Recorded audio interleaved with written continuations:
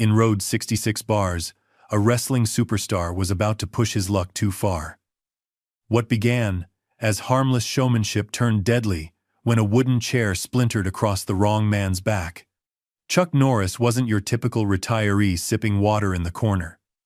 For decades, he was a martial arts master and combat instructor, known for dropping opponents twice his size with a single, surgical strike.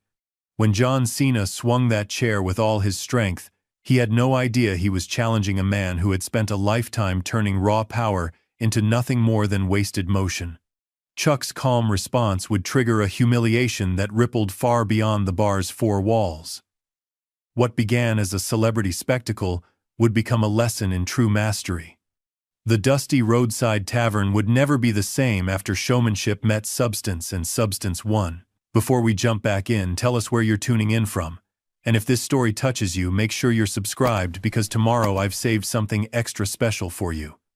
The neon sign outside Road 66 bars flickered against the darkness, painting the gravel parking lot in pulses of red. Inside, the air hung thick with cigarette smoke and the tang of spilled beer. Country music hummed from an ancient jukebox in the corner, barely audible beneath the rumble of voices, laughter, and the occasional crash of pool balls. Mike Daniels wiped down the bar counter for the 100th time that night. 30 years running this place had given him a sixth sense for trouble. The crowd tonight was rowdier than usual. A powder keg waiting for a spark. Weekend regulars mixed with truckers passing through, creating that dangerous chemistry of strangers and alcohol. "Another round for everyone!" A booming voice commanded from the far end of the bar, cutting through the ambient noise. Mike glanced up, spotting Cena holding court at the largest table, surrounded by admirers. The wrestling superstar had wandered in 2 hours ago, and the place had been buzzing ever since.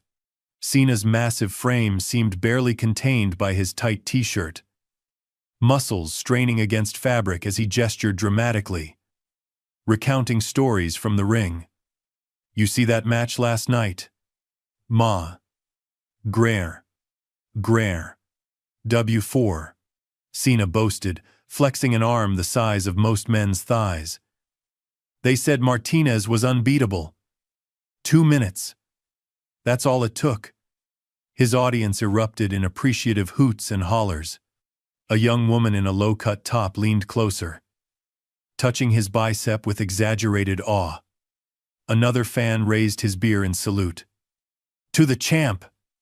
someone shouted, and glasses clinked together. Mike filled the order, sliding beers down the bar toward Cena's table. His eyes drifted to the quiet figure sitting alone at the far corner of the counter.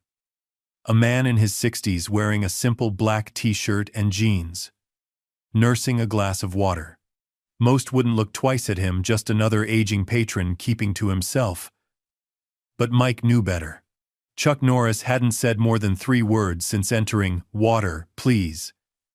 And thanks." He'd taken the corner stool, back to the wall, facing the room with casual vigilance.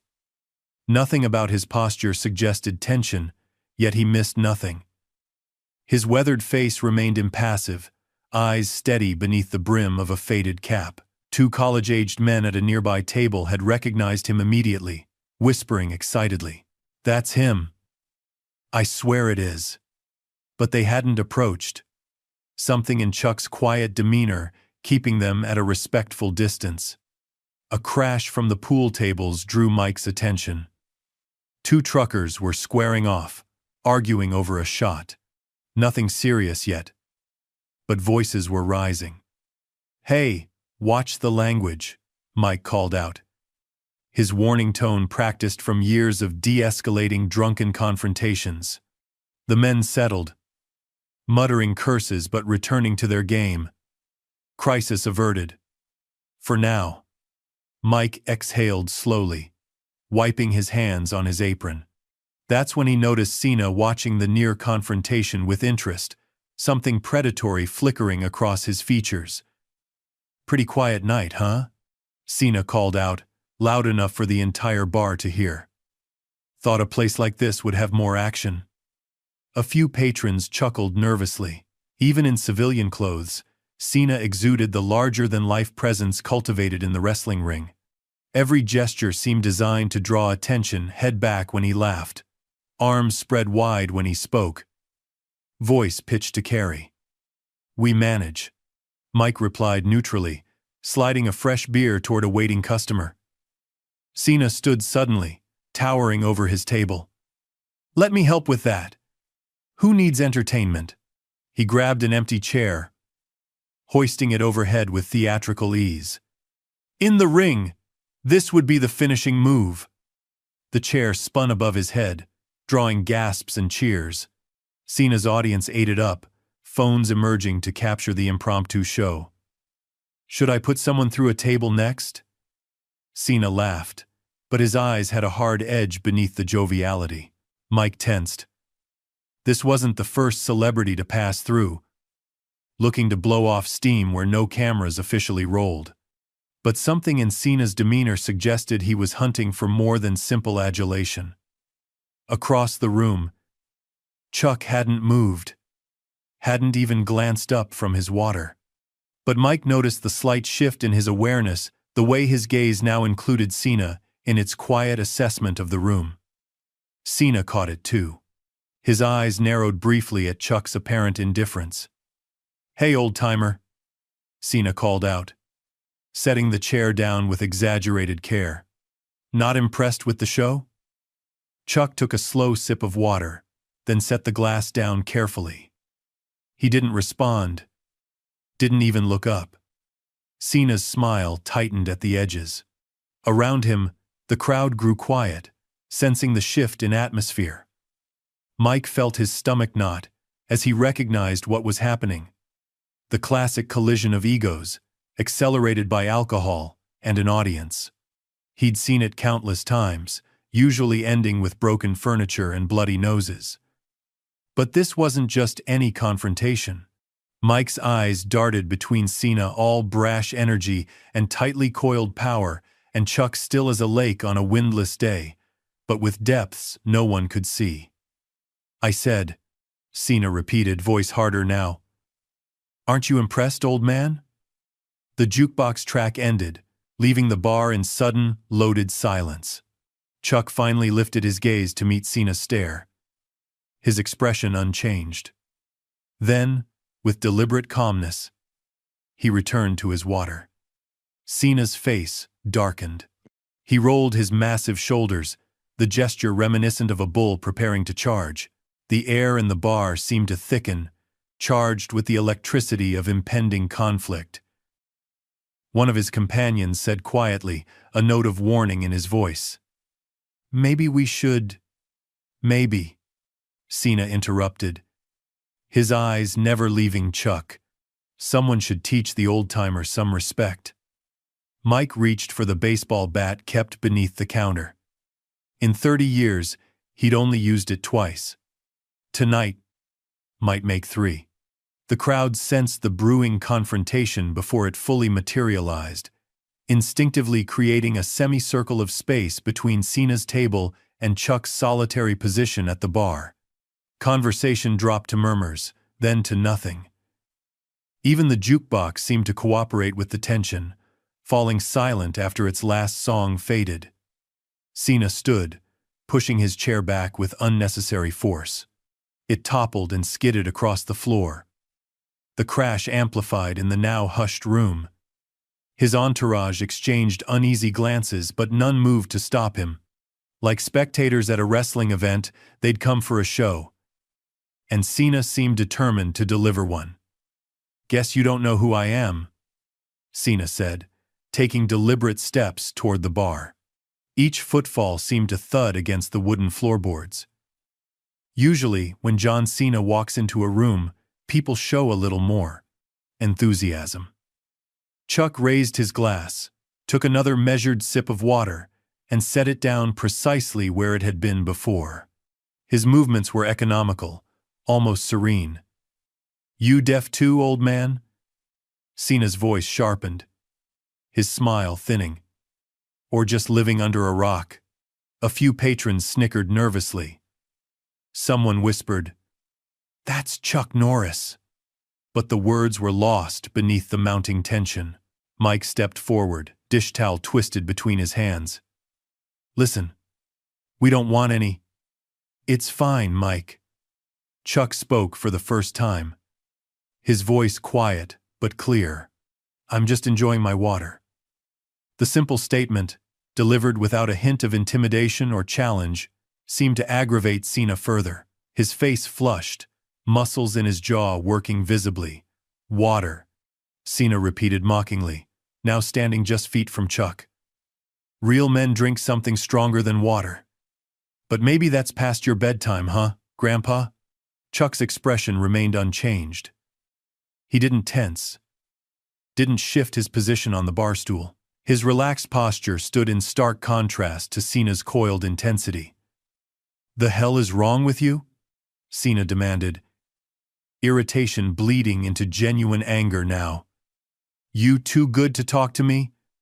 Think you're better than everyone here? From the back of the room, someone called out, Leave him alone, man. That's... Shut it! Cena snapped without turning around. This is between me and the fossil. He leaned down, bracing massive forearms against the bar, bringing his face inches from Chuck's. I'm talking to you, old-timer. Show some respect when a champion addresses you. Chuck met his gaze evenly. For a long moment, neither man spoke. Then, with the same deliberate calmness, Chuck picked up his water and took another sip. Something snapped in Cena's expression. You want to play it like that? Cena straightened, gesturing to the rapt audience. Let me tell you something. I've broken men half my age, and twice your size. You think being quiet makes you tough? I've dealt with silent types before. They're usually the first to tap out. Mike moved from behind the bar, approaching cautiously. All right. That's enough. This isn't that kind of place. Stay out of this, Cena warned, without looking at him. Eyes still fixed on Chuck. Your friend here needs a lesson in manners. He's not looking for trouble, Mike insisted, but his voice lacked conviction. Something in this confrontation felt different, dangerous, in ways that went beyond typical bar aggression. Not looking for trouble? Cena laughed, the sound harsh in the tense silence. Everyone's looking for something. Maybe he's looking to remember what it feels like to be relevant. Chuck remained still, eyes steady, but expression unreadable. The only movement was his right hand, slowly lowering his water glass to the countertop. Cena's frustration visibly mounted at Chuck's continued non-reaction. His performance needed a response agreement, fear, anger, anything, and Chuck's calm was denying him the engagement he craved. You know what I think? Cena's voice rose, playing to the crowd again. I think he's scared. Yeah, that's it. Sitting there all quiet because he knows what would happen if he opened his mouth. Am I right, old man? You afraid to admit John Cena's got you shaking? A ripple of uncomfortable laughter circled the room. Most patrons recognized the situation was spiraling, but no one moved to intervene. The atmosphere had shifted from entertainment to something uglier. Yet the spectacle held them captive. Back in your day, maybe you were something, Cena continued, circling Chuck like a predator.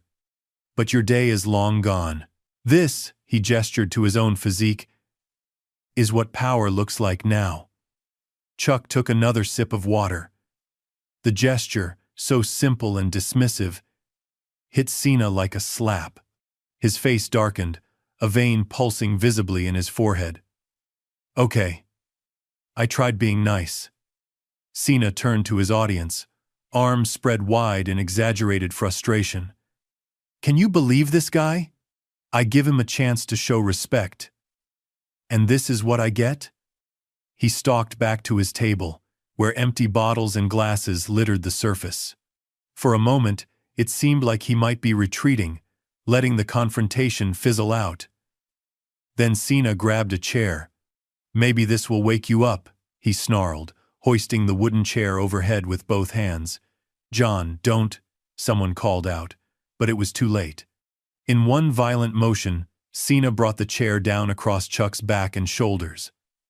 The crash echoed through the bar like a gunshot. Wood splintered, fragments scattering across the floor. The impact would have sent most men sprawling. But Chuck merely rocked forward slightly on his stool, hands flattening against the bar top to steady himself. Absolute silence fell. No one moved. No one breathed. Cena stood frozen, the chair's broken remains dangling from his grip, his face caught between triumph and confusion. He'd expected Chuck to crumple, to fall, not to absorb the blow, as if it were nothing more than a tap on the shoulder. Slowly, deliberately, Chuck straightened on his stool. Wooden splinters tumbled from his shoulders, pattering against the floor like rain. He reached for his water glass miraculously, still upright, despite the violence that had erupted around it, and drained the remaining contents in one smooth motion. Then, with the same unhurried precision that had characterized his every movement, Chuck Norris began to turn on his stool. The creak of the barstool swiveling was the only sound in the petrified silence that had fallen over Road 66 bars. Every patron stood motionless, caught in the magnetic field of what was unfolding before them. Phones that had been raised to capture Cena's chair shot now hung forgotten in slack hands. Chuck completed his turn, now fully facing Cena. Nothing in his expression betrayed pain or anger, no grimace, no narrowed eyes, no flushed cheeks. Only the slight rise and fall of his chest indicated he was flesh and blood rather than carved stone. Wood fragments still clung to his black t-shirt, dusting his shoulders like snow. Cena hadn't moved either. The broken chair legs still clutched in his hands. His cocky grin had faltered, replaced by something less certain, the first hairline crack in his bravado. He'd expected shouting, retaliation, or at least the satisfaction of seeing fear. Chuck's calm gaze offered none of these. "That all you got?" Cena recovered, tossing the chair remnants aside with forced nonchalance. Most guys would be on the floor now. Chuck remained silent, studying Cena with the patient assessment of someone who had seen countless men like him come and go. His posture shifted almost imperceptibly, weight centering, feet finding solid placement on the floor. "You deaf or something?" Cena pressed, voice rougher now. "I said, I heard you." Chuck's voice was quiet but carried across the hushed room like thunder over distant hills. The first time, the simple statement hung in the air. Several patrons exchanged glances, their loyalties visibly shifting. They'd come to see John Cena, celebrity wrestler and larger-than-life personality. But now they were witnessing something else, something that made Cena's theatrical strength seem suddenly hollow. "Then why didn't you answer?" Cena demanded, stance widening as if preparing for a match. "Too busy acting mysterious? Playing the strong, silent type?" Chuck stood up. The movement was unhurried, almost gentle. There was nothing threatening in the way he rose to his full height, straightening his shirt with a casual brush of his hand. Yet every person in the bar felt it, the subtle shift in the atmosphere, like the pressure drop before a tornado. "Some things," Chuck said evenly, "don't need words." A muscle worked in Cena's jaw. For all his bulk and bravado, something in Chuck's calm was rattling him. His eyes darted briefly to his entourage, but they had backed away, leaving a clear circle around the two men. "Look at you," Cena scoffed, gesturing at Chuck's frame, lean but nowhere near as massive as his own.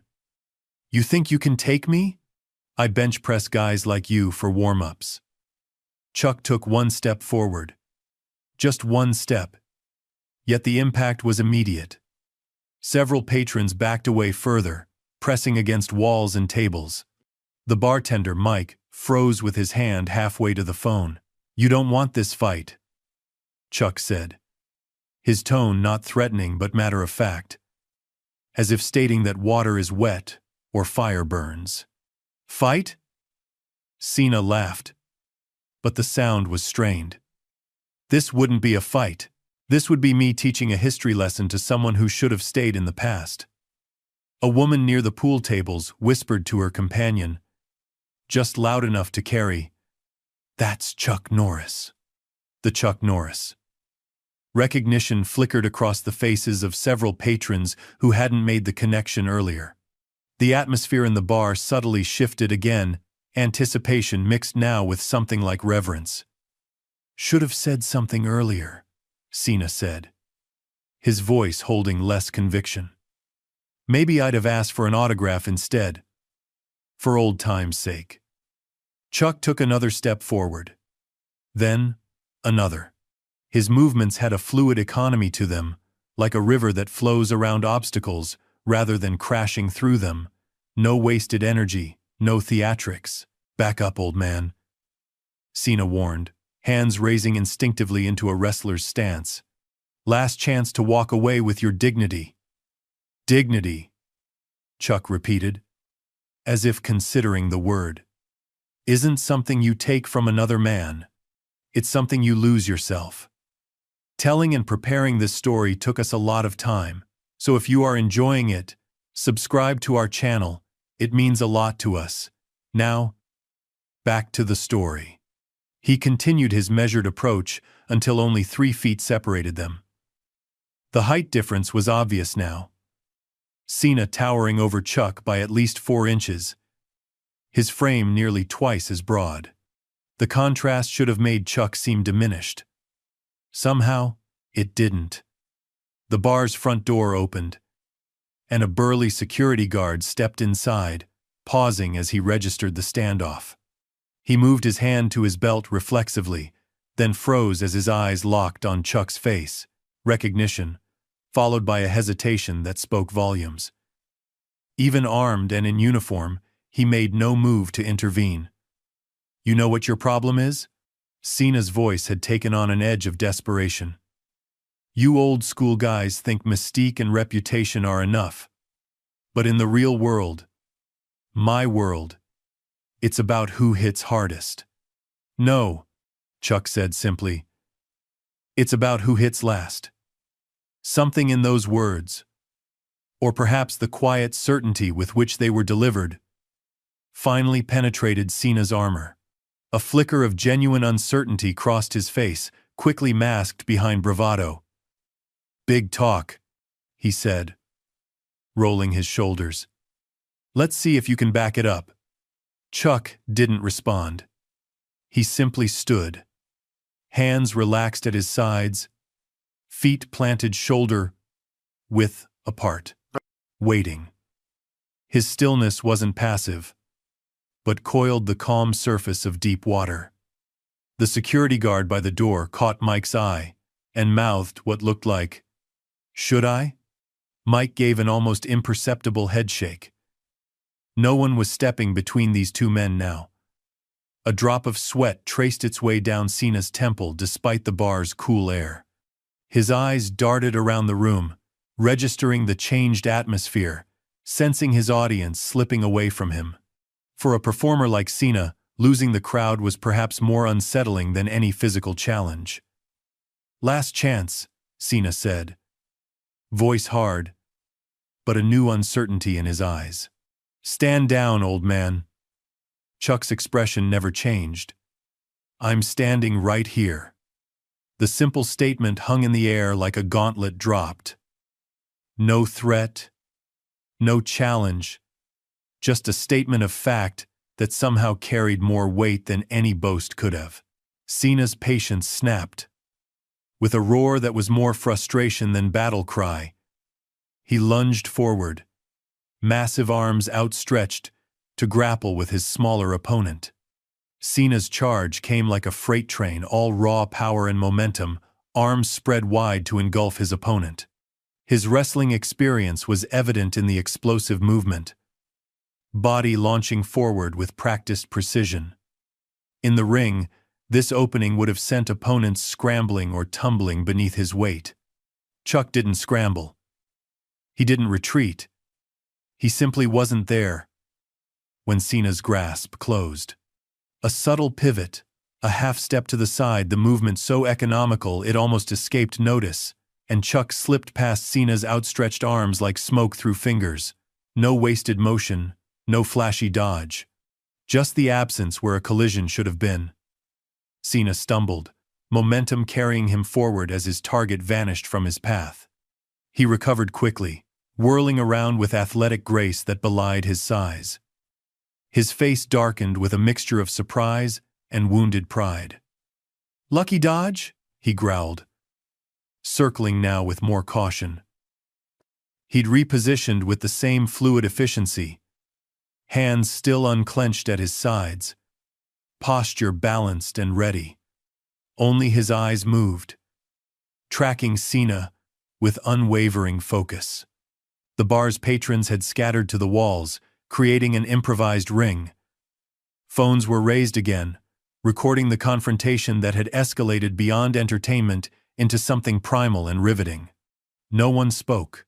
No one dared break the spell of what was unfolding. Cena feinted left, then launched a right hook that could have felled an oak. The punch cut through empty air as Chuck swayed back just enough for it to miss by centimeters. Another punch followed. Then another, a flurry of strikes that showcased Cena's power and speed. None connected. Chuck moved like water around stone, never retreating, never backing away, yet never where Cena's fists expected him to be.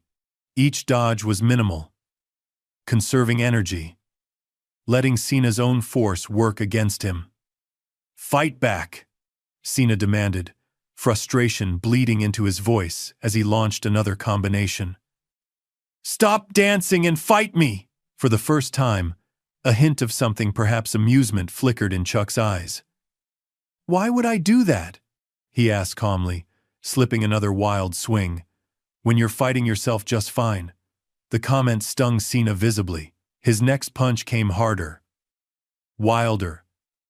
A haymaker, thrown with more emotion than technique. Chuck didn't just evade this time. He redirected, one hand coming up to guide Cena's arm past his shoulder, using the wrestler's own momentum to send him stumbling forward. The move was so smooth, so effortless, that several onlookers gasped. It hadn't been a block or a counterattack, it was something more elegant, turning strength against itself. Cena regained his footing, face flushing deeper with humiliation and growing anger. "Cute tricks," he spat. "This? How you've made your reputation? Running away? I'm still here," Chuck pointed out mildly. Indeed, he had barely moved from the center of their improvised arena, while Cena had covered twice the distance in his failed attacks. A woman near the pool tables whispered to her companion, just loud enough to carry in the tense silence, "He's toying with him." Her friend nodded, eyes wide with fascination. "Cena doesn't even realize what's happening." The whispers reached Cena, feeding his frustration.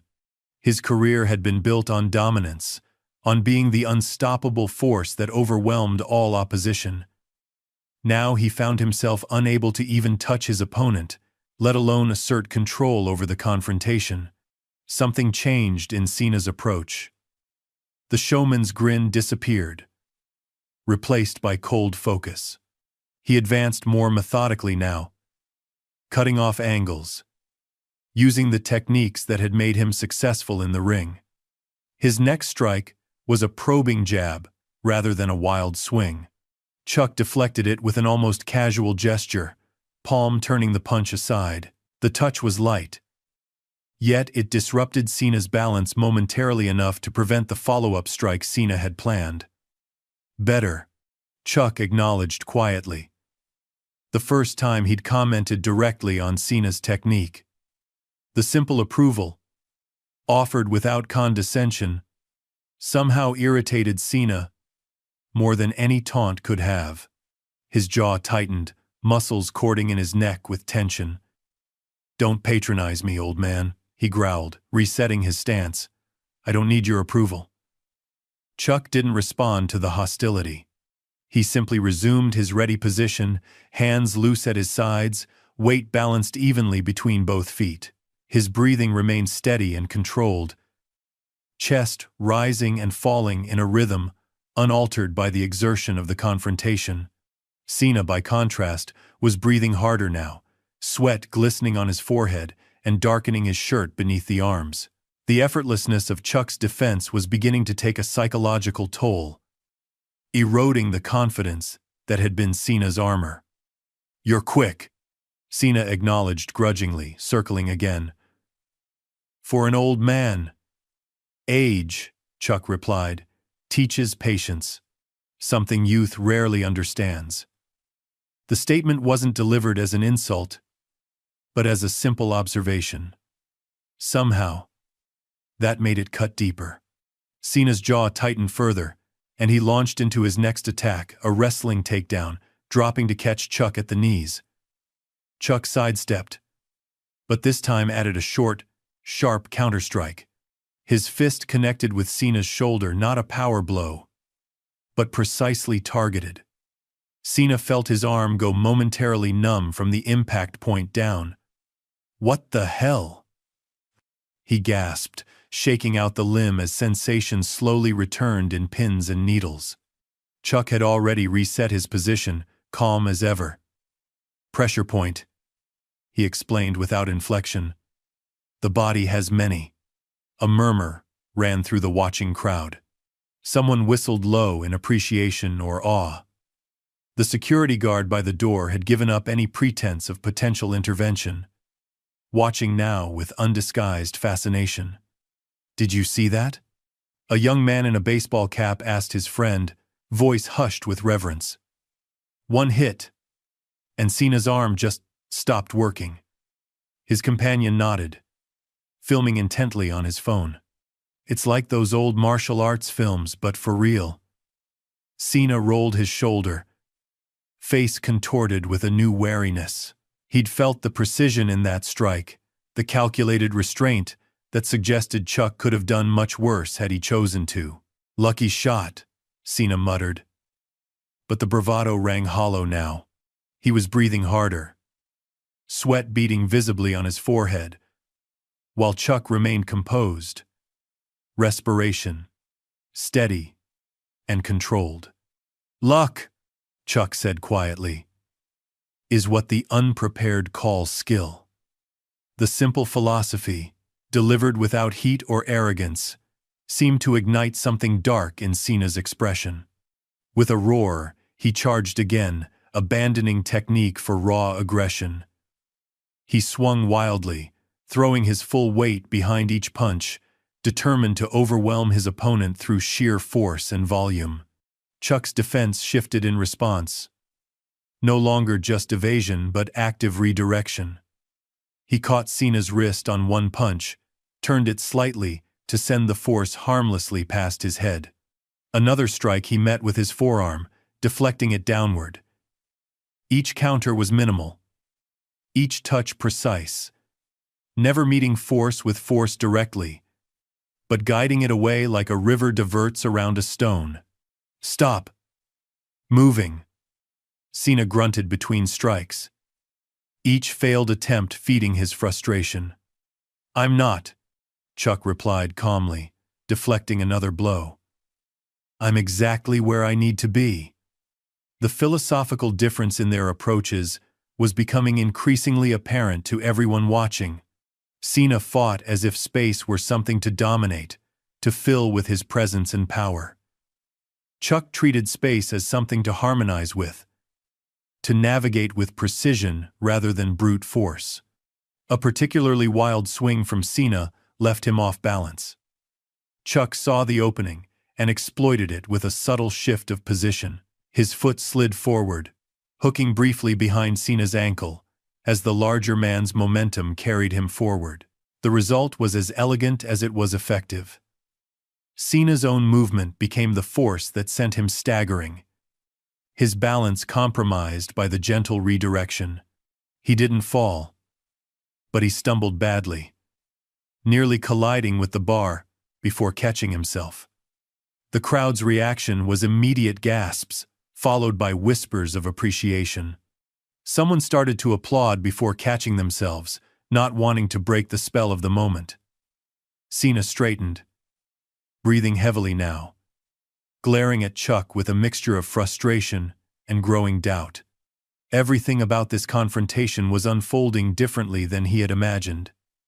In his mind, he had seen himself dominating the older man physically, asserting his superiority through strength and aggression.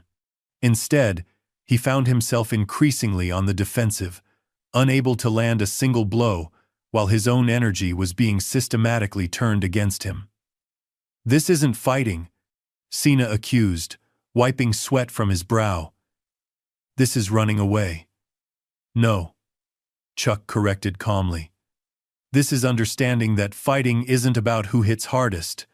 It's about who controls the space between." The contrast in styles was starker with each exchange.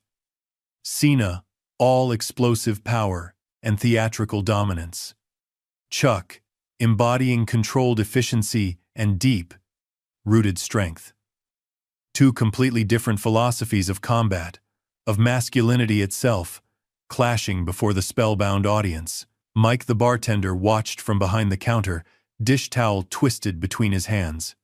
In 30 years running this place, he'd seen countless bar fights, brutal, chaotic affairs that ended with bloody noses and broken furniture. This was something else entirely, a masterclass in the difference between power and mastery. "Is this what you do?" Cena demanded, frustration evident in every line of his body. "Avoid actually fighting? Dance around until the other guy gets tired?" Chuck's expression remained unchanged. "Fighting isn't about punishing your opponent," he said quietly. "It's about protecting yourself while rendering their aggression ineffective." "Real fighters stand their ground," Cena insisted, rolling his shoulders as if preparing for another charge. "Standing your ground and standing still are different things," Chuck replied. "A tree that doesn't bend breaks in the storm." The philosophical exchange seemed to irritate Cena further.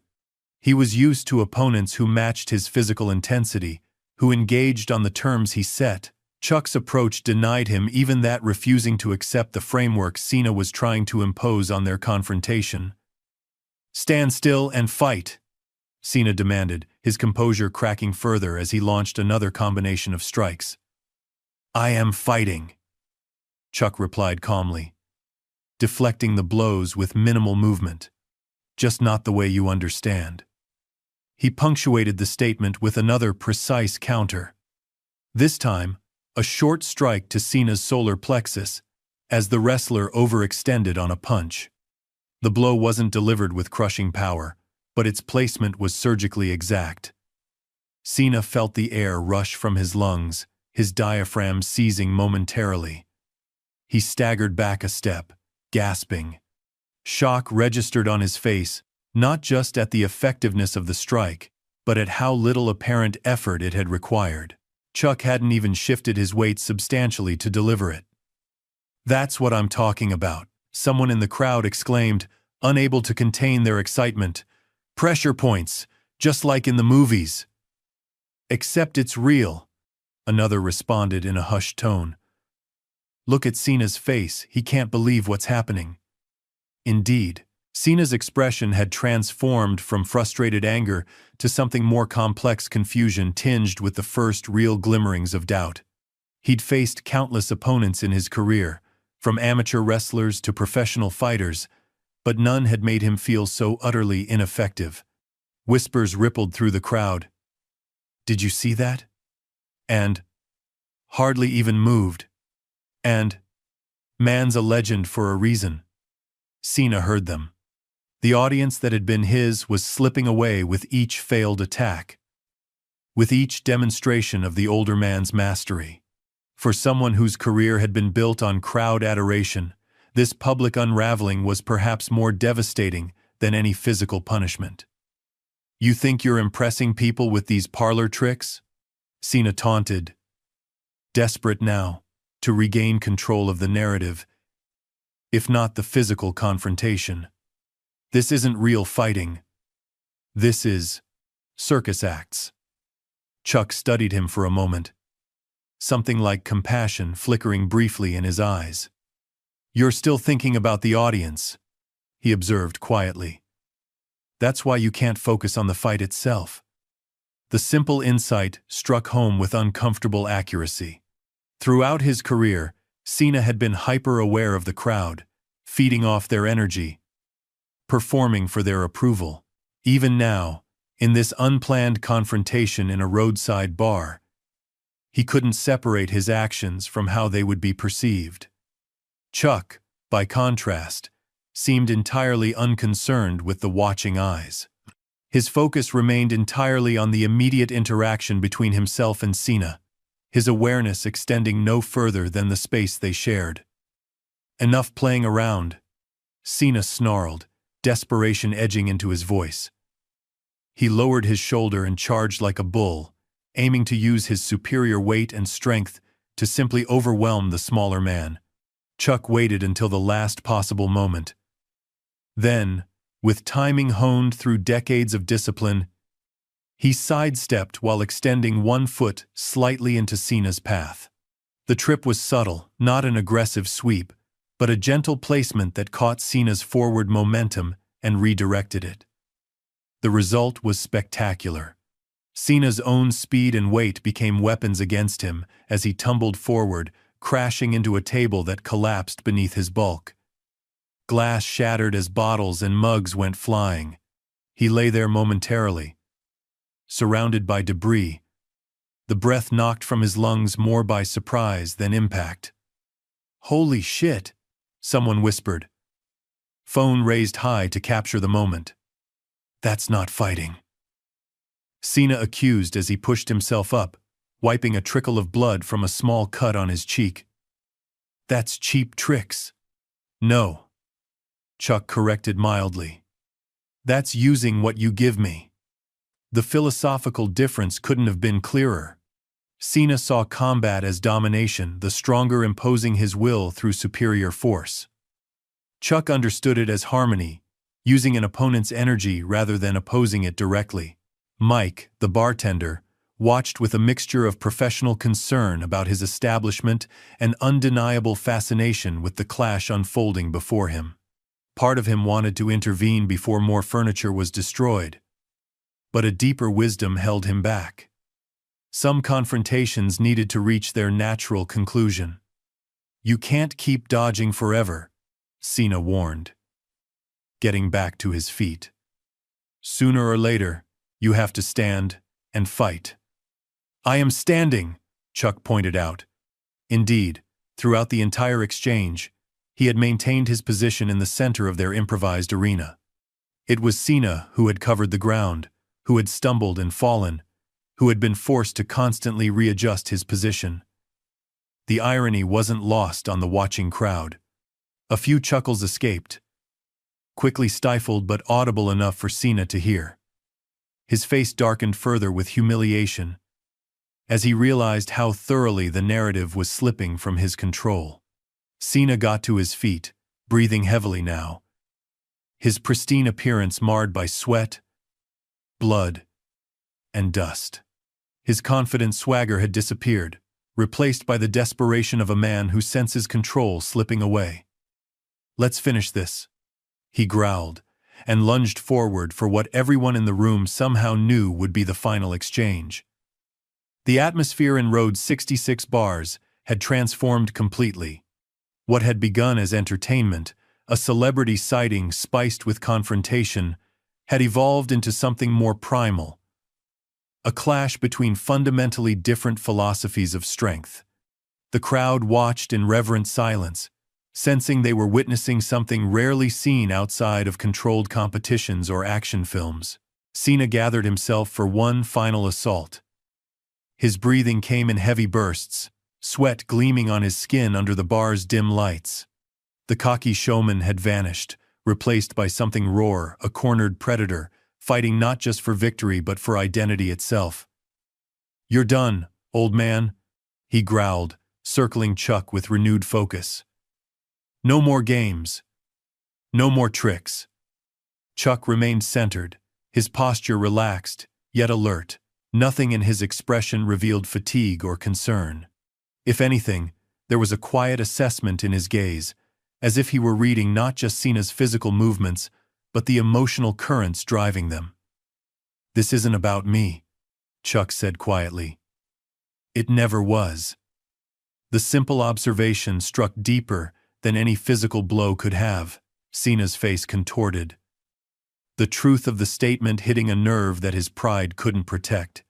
A middle-aged man near the pool table whispered to his companion, "Look at Cena's eyes, he knows he's in trouble." His friend nodded, phone still recording. "Never seen him look like that before. Like he's scared." The whispers weren't quiet enough. Cena's eyes darted briefly toward them, a flash of something vulnerable crossing his features before hardening again into determination. The crowd's shifting allegiance was unmistakable. Another wound to his already battered ego. Cena rolled his massive shoulders, the muscles rippling beneath his sweat-soaked shirt. The movement was deliberately intimidating, a physical reminder of the advantage he still believed would ultimately prevail. Size, strength, youth. "You talk a good game," Cena said. His voice lowered to a dangerous rumble. "All that philosophical crap sounds nice, but at the end of the day..." He thumped his chest with a closed fist. "This is what matters. Raw power." Chuck regarded him with the same steady calmness that had characterized his demeanor throughout the confrontation. "Power without control," he observed, "is just chaos waiting to happen." Something in the statement, perhaps its simple truth, or the absence of mockery in its delivery, seemed to wound Cena more than any previous exchange. His jaw tightened, the muscles in his neck standing out like cables. "Control this," he snarled. With a roar that was almost primal, Cena launched forward, abandoning all pretense of technique or strategy. This was his signature move from the wrestling ring, the full-body tackle that had flattened countless opponents beneath arena lights while crowds chanted his name. Time seemed to slow for everyone watching. Cena's massive frame hurtled forward like a human battering ram, muscles tensed, face locked in a grimace of determination. Chuck stood his ground until the last possible moment, when the collision seemed inevitable. Then he moved. It wasn't a dramatic leap or a theatrical sidestep. Chuck pivoted slightly, his body turning just enough for Cena's charge to miss its center mass. But this time, unlike previous evasions, Chuck's hands came up not to block, but to guide.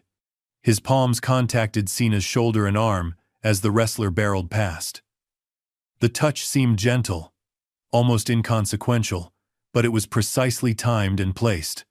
Chuck wasn't opposing Cena's force, but adding to it, redirecting it with a subtle twist that sent the larger man off balance. Cena stumbled, momentum carrying him forward, while his body turned involuntarily with the guidance of Chuck's hands. For a sickening moment, he was completely vulnerable, weight committed forward, balance compromised, defenses open. Mike, the bartender, found himself holding his breath, dish towel clutched in white-knuckled hands. He'd seen countless bar fights over the decades, but nothing like this. The contrast between Cena's raw aggression and Chuck's measured control, creating a tension that was almost unbearable. Chuck's counterattack came not as a flurry of blows but as a single, focused strike. His fist connected with Cena's midsection, a point just below the rib cage where muscle offers less protection to vital nerve clusters. The impact wasn't delivered with theatrical wind-up or excessive force. It didn't need to be. The precision made it devastating. Cena's eyes widened in shock more than pain. His mouth opened, but no sound emerged.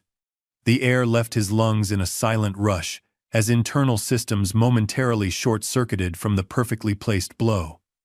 For a suspended moment, he stood frozen, body trying to process what had happened.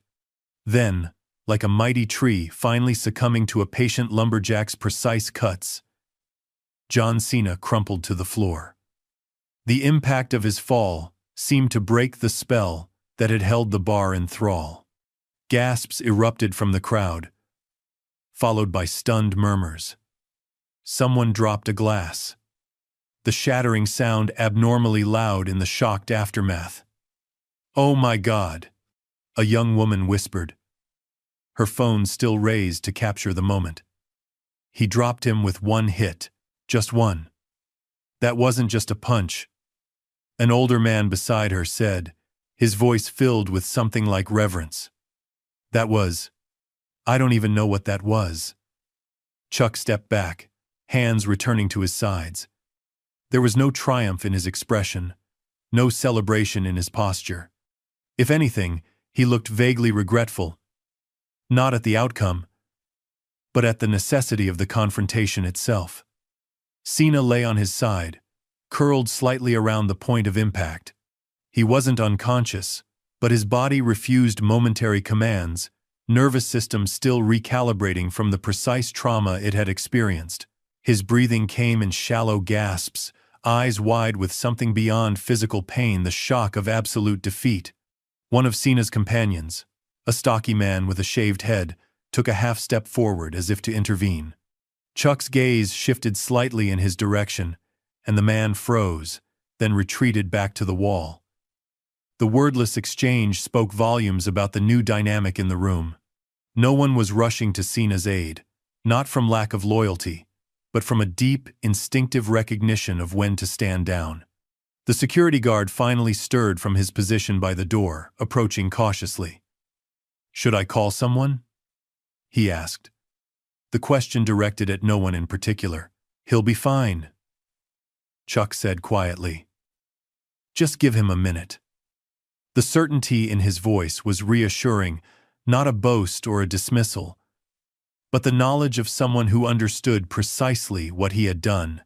It was the same measured confidence that had characterized his every movement, his every response throughout the confrontation. As if on cue, Cena stirred more deliberately, pushing himself to a sitting position with visible effort. His face was ashen, pride wounded far deeper than flesh. He stared up at Chuck with new eyes, the bravado stripped away, replaced by a raw, reluctant respect.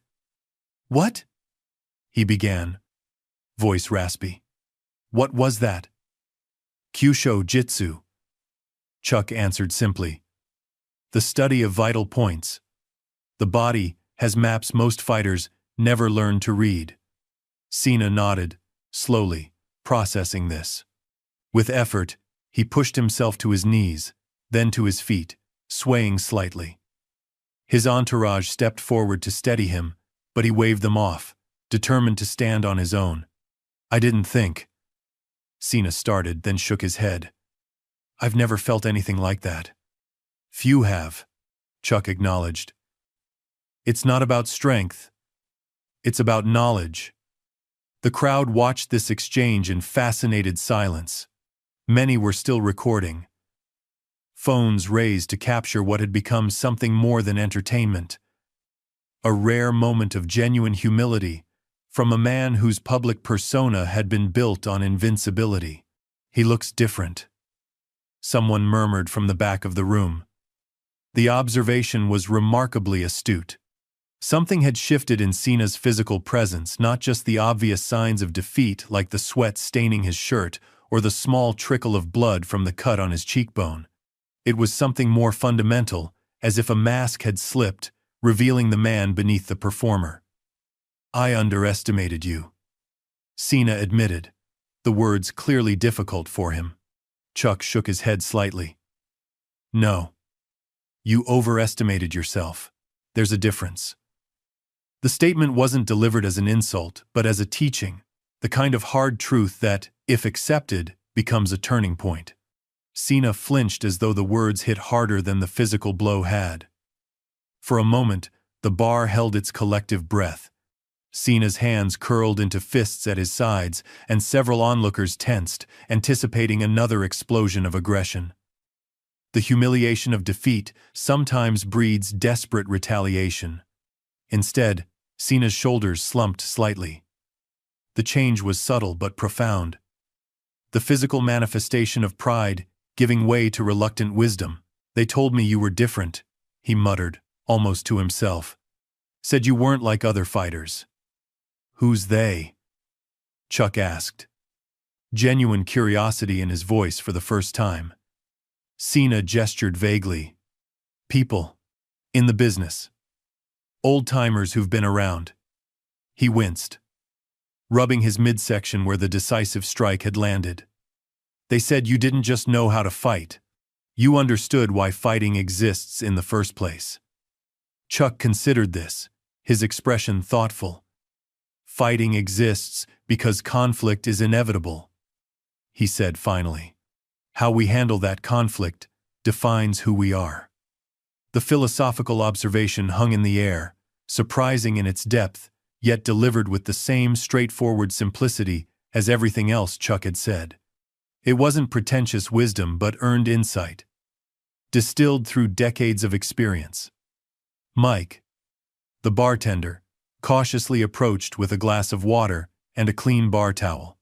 He offered both to Cena, who accepted them with a nod of thanks. The cold water against his face seemed to bring him further back to himself. Jesus, someone whispered from the crowd. Did you see how fast that happened?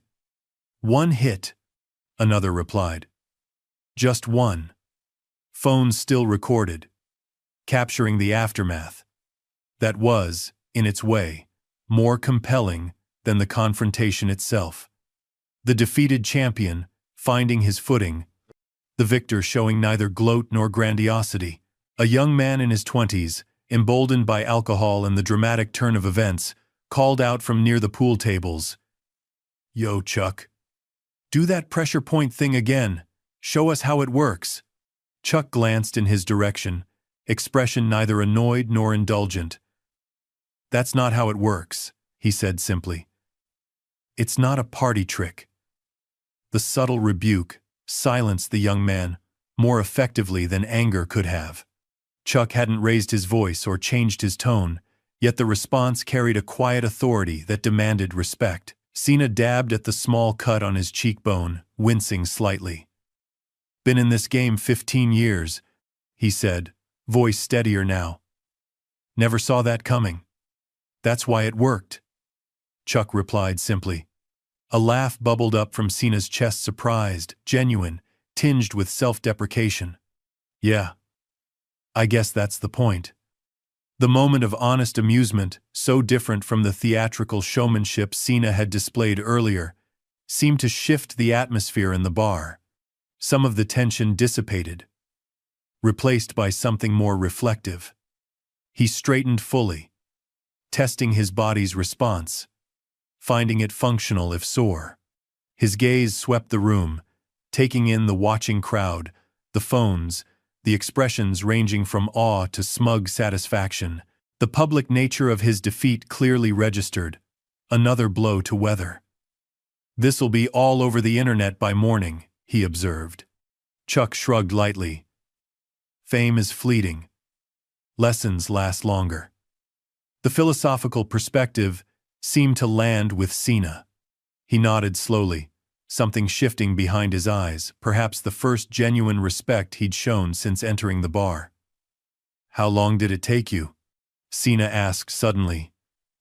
To learn. Whatever that was. Chuck considered the question, his expression thoughtful. I'm still learning, he said finally. That's the point. Mastery isn't a destination. It's a path you walk every day. The humility in the response coming from a man whose skills had just been so dramatically demonstrated made a visible impression on Cena and everyone else in the room. Here was someone who had reached the pinnacle of his art, yet still considered himself a student. So what now? Cena asked, gesturing vaguely between them. We shake hands? Pretend this never happened? Neither, Chuck answered. He turned slightly, looking toward his abandoned water glass at the bar. Now we go our separate ways, having learned what we needed to. The simplicity of the statement, Its lack of ceremony or dramatic resolution seemed to catch Cena off guard. In his world of staged conflicts and choreographed conclusions, there was always a clear ending, a decisive moment where victor and vanquished acknowledged their roles. Chuck offered no such theater. He began moving toward the bar counter, intent apparently on settling his tab and departing without fanfare. Cena's face tightened, a flash of his earlier frustration returning. He took a quick step forward, hand extending to grab Chuck's shoulder. "Hey! We're not done!" Chuck turned with a speed that belied his age. His hand caught Cena's wrist mid-reach, not gripping it aggressively, but holding it with the same precise control he demonstrated throughout their encounter. His expression remained calm, but something in his eyes shifted a warning as clear as any words. "We are done," he said quietly. The two men stood frozen for a heartbeat. Cena towering physically over Chuck, yet somehow diminished in the older man's presence. The bar held its collective breath again. Then, slowly, Chuck released Cena's wrist, his movement deliberate and final. Cena let his arm drop to his side. "Yeah," he said, voice rough. "I guess we are." He stepped back, creating space between them, a physical acknowledgement of a boundary he had failed to respect earlier. Something had finally penetrated the armor of his ego, reaching the man beneath the persona. An older patron, a weather-beaten man in his 70s wearing a faded military cap, caught Cena's eye from his position at the bar. "Hardest fights ain't the ones you lose, son," the old veteran offered gruffly. "They're the ones that force you to see yourself clearly." The unexpected wisdom from a stranger seemed to resonate with Cena. He nodded once, a gesture of acknowledgement that contained more genuine respect than anything he'd displayed all night. Chuck turned back to the bar, laid a $20 bill beside his empty water glass, and nodded once to Mike. Then he started toward the exit, his stride unhurried but purposeful. The crowd parted before him like water around the prow of a ship, phones lowering out of something like respect. No one spoke. No one approached him. The silent acknowledgement seemed fitting words would have only diminished what they had witnessed. At the door, Chuck paused, glancing back once at Cena, who stood motionless in the center of the room. Their eyes met across the distance, a final exchange more profound than any physical contact had been. Then Chuck was gone. The door swinging closed behind him with a soft thud that seemed to break the spell holding the bar in thrall. Conversation erupted all at once, voices overlapping in excited recounting of what they'd just witnessed. Phones were checked to ensure the footage had saved properly. Several patrons hurried to the door, perhaps hoping for one more glimpse of Chuck, but he had already vanished into the night. Cena remained standing where Chuck had left him, seemingly deaf to the buzz around him. His entourage approached cautiously, unsure of his mood after such a public humbling. "John? You okay, man?" one ventured. Cena didn't answer immediately. He stared at the door through which Chuck had departed, his expression unreadable. When he finally spoke, his voice was quieter than anyone in the bar had heard it all night. "Get me a water," he said. "Just water." Dawn broke over Road 66 bars, pale light filtering through windows still smudged with the evidence of the previous night's activity. Outside, a solitary figure swept broken glass from the gravel parking lot, the rhythmic scrape of broom against stone, the only sound disturbing the morning stillness. Mike paused in his cleaning to watch a pickup truck rumble past on the highway, its driver oblivious to the events that had transformed this unremarkable roadside establishment into something approaching hallowed ground. He leaned on his broom, surveying the bar's exterior with the weary pride of a caretaker. In 30 years of running this place, he'd seen countless fights, brutal, chaotic affairs that always ended the same way. Broken furniture, bloodied knuckles, wounded pride. But last night had been different. What unfolded between Chuck Norris and John Cena wasn't just a fight. It was a revelation, a moment when the veil between perception and reality had briefly parted. Inside, the damage was surprisingly minimal. A broken table, some shattered glassware, chair fragments swept into a neat pile by the entrance. Physical evidence that seemed wholly inadequate to mark what had transpired, like finding only a scorched circle of grass where lightning had struck. The door creaked open, and Mike turned to find his morning bartender, Jessie, arriving for her shift. She was in her mid-30s, hair pulled back in a practical ponytail, lines at the corners of her eyes, speaking of a life lived honestly, if not always easily.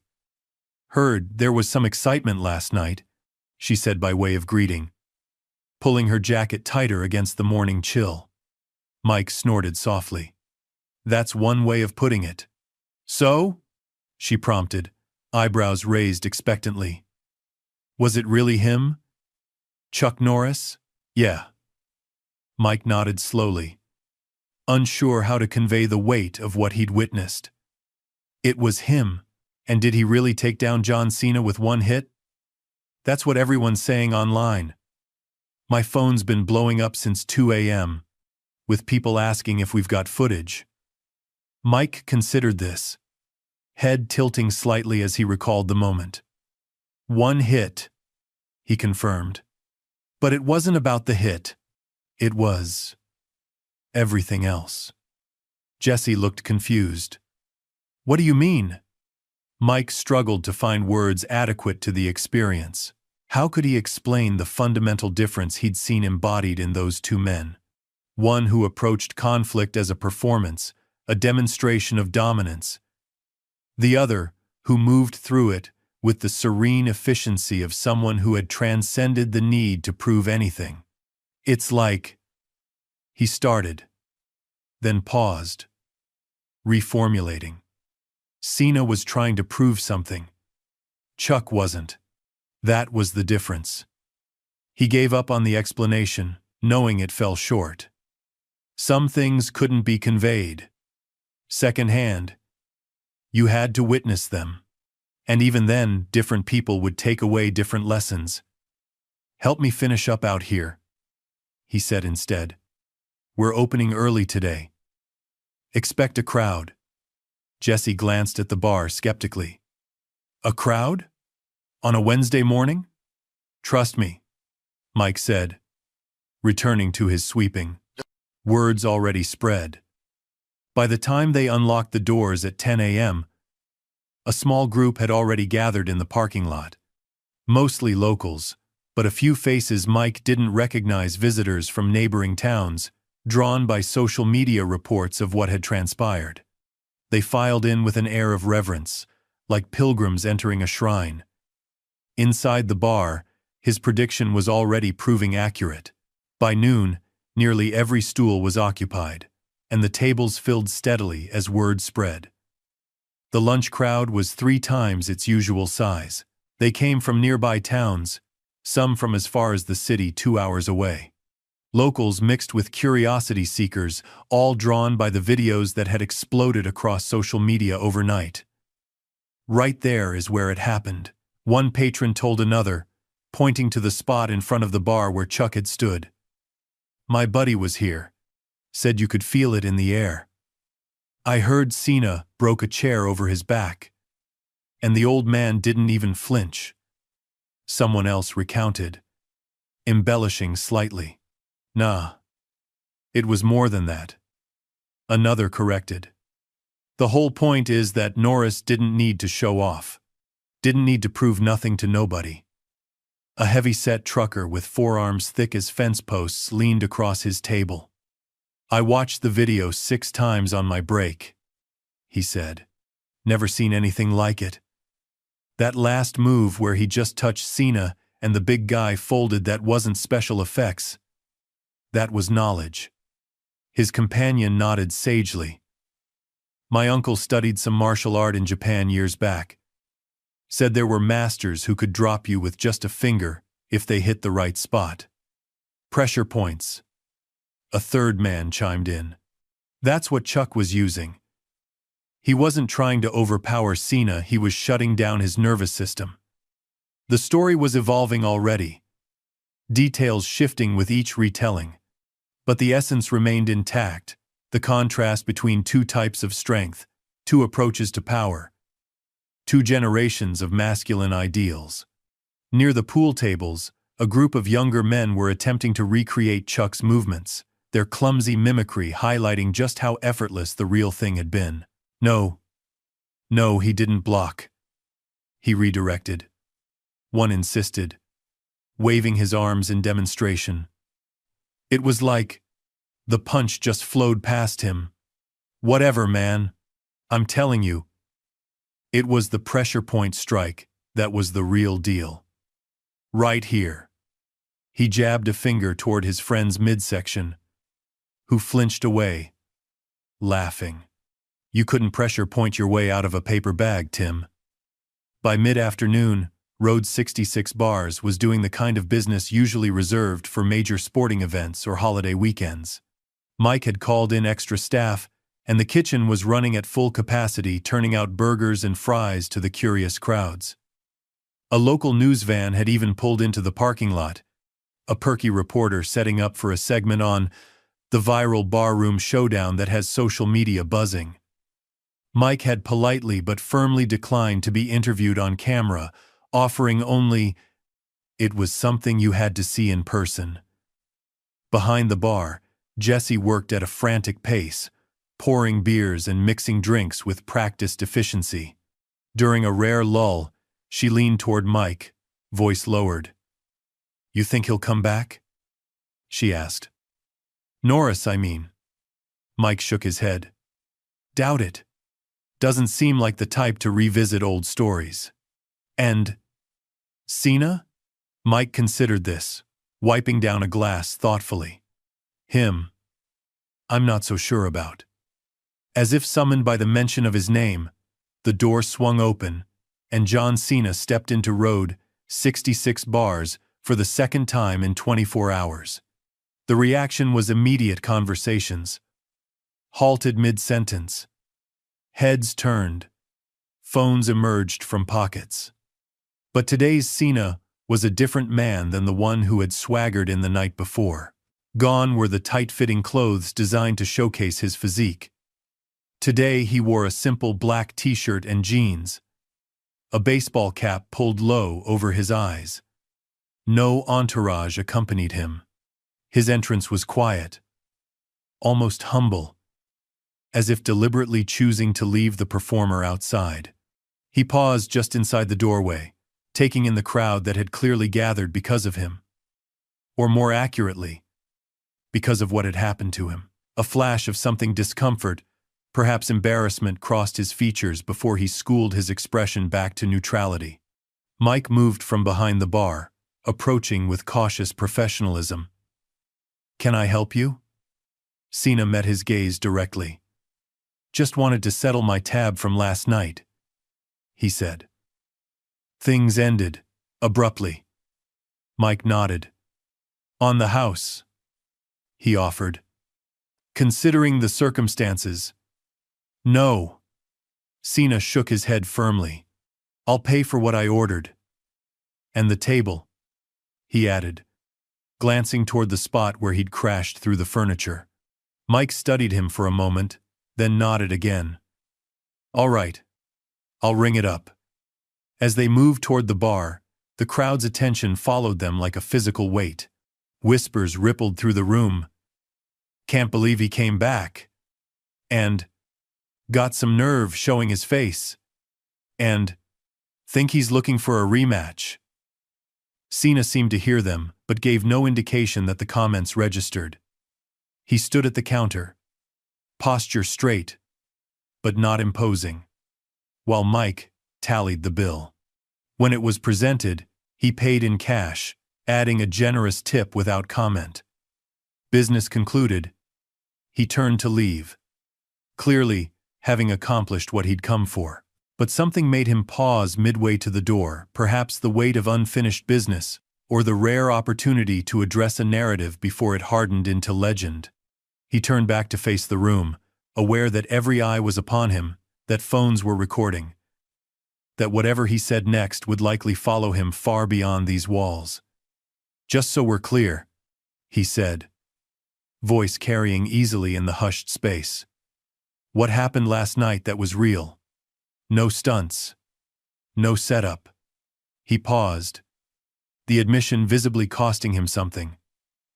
"And I deserved what I got." A murmur ran through the crowd, surprised by both his return and his candor. "Chuck Norris is the real deal," Cena continued, something like reluctant respect coloring his tone. "There's a difference between being strong and being a master. I learned that the hard way." The simple acknowledgement seemed to shift the atmosphere in the bar. The voyeuristic edge that had characterized the crowd's energy softened into something more contemplative. Cena nodded once, as if concluding an internal dialogue, then turned again toward the exit. "Hey, Cena," someone called out. "You gonna try for round 2 someday?" Cena paused with his hand on the door. A small, rueful smile crossed his face.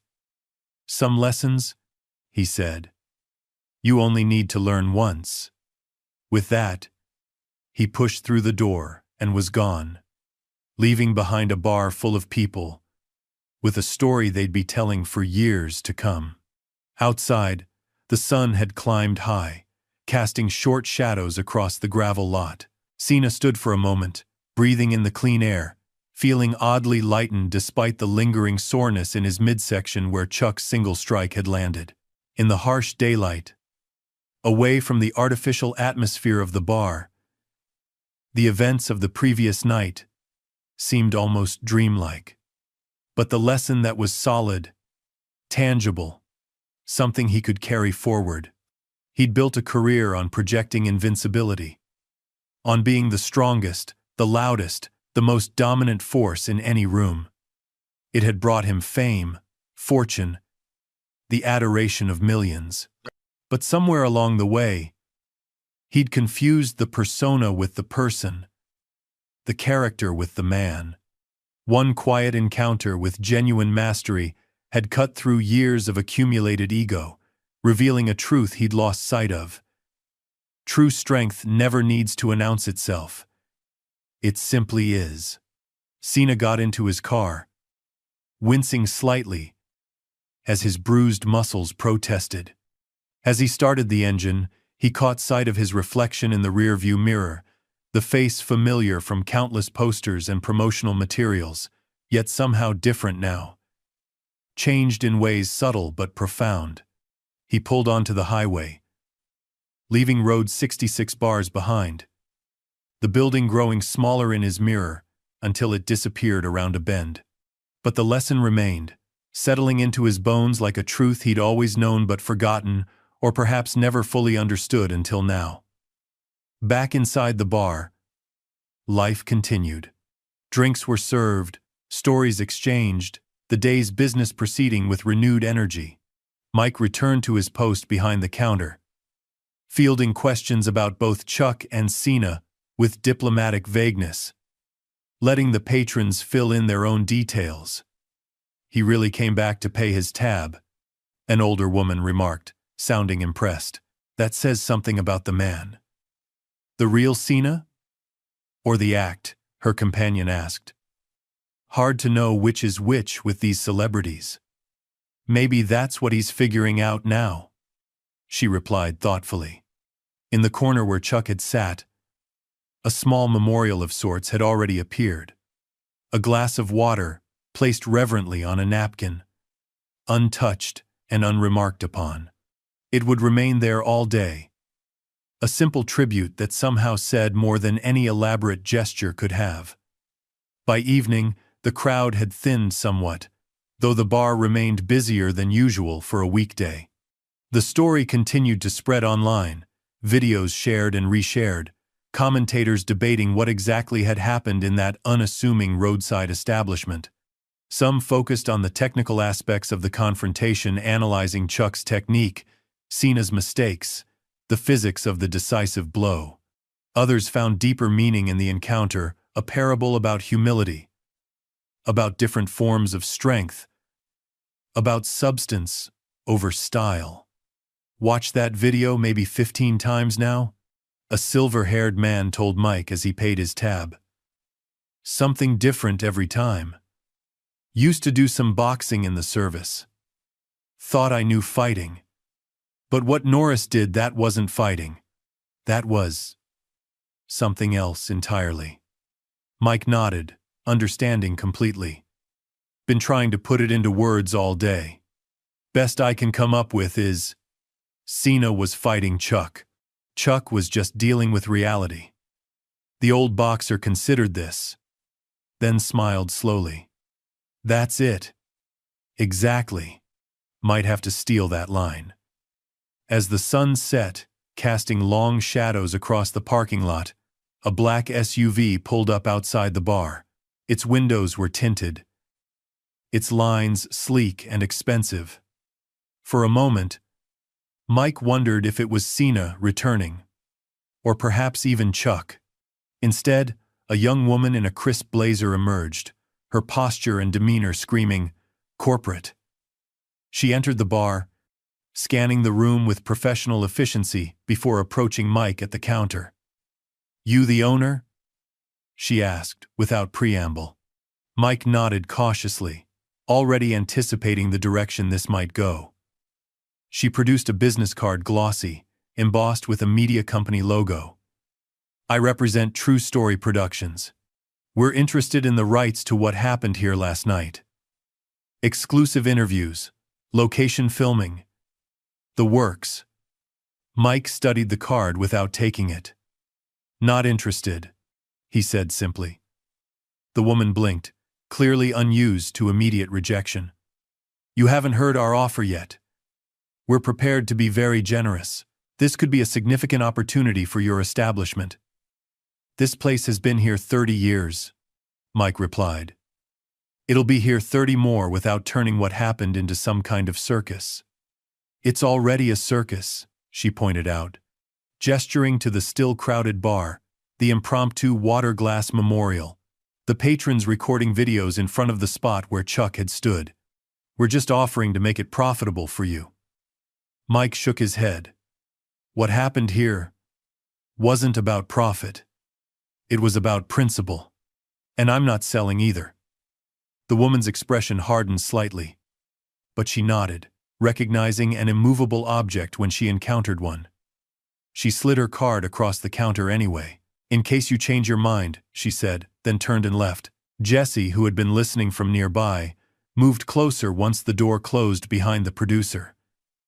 "That was probably a lot of money you just turned down," she observed. Mike pocketed the card with no intention of ever using it. "Some things aren't for sale," he said simply. "You think either of them will ever talk about it?" Jesse asked as they closed up that night. "Give interviews or whatever?" Mike shook his head as he counted out the register. "Cena might someday, when enough time has passed. Chuck? Never. Why not?" Mike looked up from the cash drawer, considering the question. Because for guys like Chuck, it was never about the story. It was about the principle. He closed the register with a final click. And principles don't need publicity. They finished closing in companionable silence, turning chairs onto tables, sweeping floors, restocking the bar for tomorrow's business, which would likely be busier than usual for some time to come. Outside, the neon sign flickered to life against the gathering darkness, casting its red glow across the now empty parking lot. Inside, the bar settled into the comfortable quiet that follows significant events, holding the echo of what had transpired there, a moment when two very different kinds of strength had collided, and both men had left changed by the encounter. A week later, Mike received a package. No return address. No note enclosed. Just a small, carefully wrapped box. Inside, he found a simple wooden sign, the letters burned into the grain with careful precision. "True strength needs no audience." Mike smiled, running his fingers over the weathered wood. He knew immediately who had sent it, though the sender would never acknowledge it. He hung the sign behind the bar that same day. Just above the spot where Chuck had Saturday, customers often asked about it, and Mike would simply shrug and say, "Just something to remember." But he knew, as did anyone who had been present that night, exactly what it meant. The truth doesn't require validation or verification. It doesn't seek approval or demand acknowledgement. Like the quiet master who had demonstrated it, it simply is patient, enduring, content to be discovered by those ready to learn. In time, the story would fade from headlines, replaced by newer sensations. The videos would be buried beneath fresh content. Even the bar's brief fame would diminish, returning it to the anonymous roadside establishment it had been before. But the lesson remained, preserved in the memories of those who had witnessed it and in the changed perspective of a humbled champion.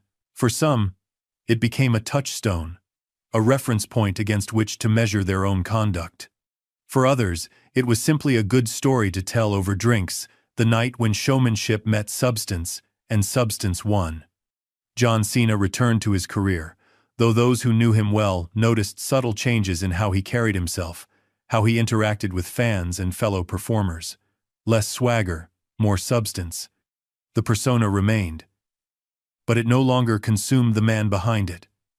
Chuck Norris never spoke publicly about what had happened. He had no need to. The lesson had been delivered not for public consumption or personal glory, but because it had been necessary in that moment, teaching by example rather than pronouncement. And so the legend grew, not through promotion or publicity, but through the quiet power of truth recognized.